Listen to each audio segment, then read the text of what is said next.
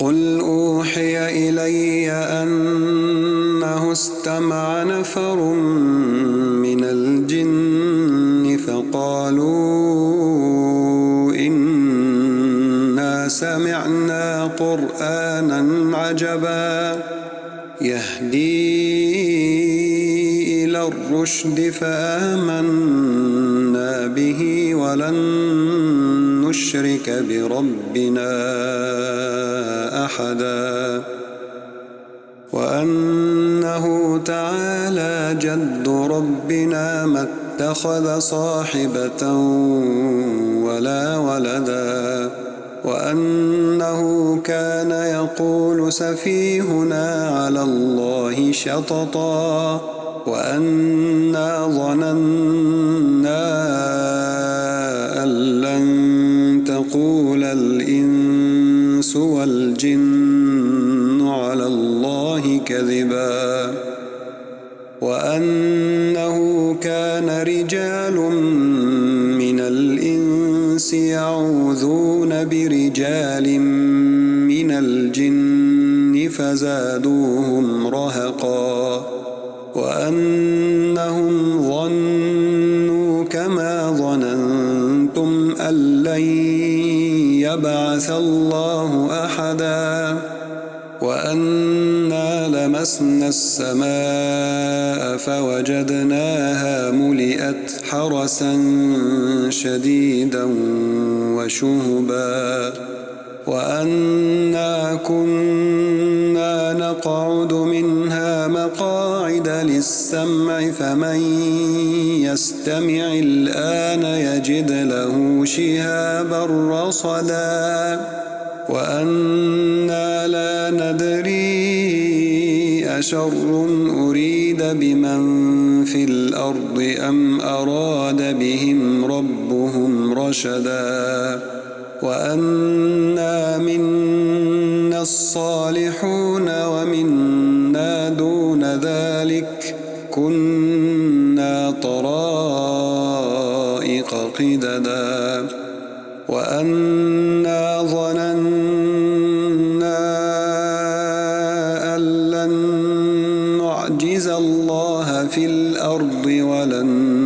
نعجزه هربا وأنا لما سمعنا الهدى آمنا به فمن يؤمن بربه فلا يخاف بخسا ولا رهقا وأنا منا المسلمون ومنا القاسطون فمن أسلم فأولئك تحروا رشدا وأما القاسطون فكانوا لجهنم حطبا وأن لو استقاموا على الطريقة لأسقيناهم ماء غدقا لنفتنهم فيه ومن يعرض عن ذكر ربه يسلكه عذابا صعدا وأن المساجد لله فلا تدعوا مع الله أحدا وأنه لما قام عبد الله يدعوه كادوا يكونون عليه لبدا قل إنما أدعو ربي ولا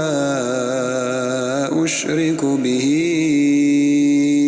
أحدا قل إني لا أملك لكم ضرا ولا رشدا قل إني لن يجيرني من الله أحد ولن أجد من دونه ملتحدا إلا بلاغا من الله ورسالاته ومن يعص الله ورسوله فإن له نار جهنم خالدين فيها أبدا حتى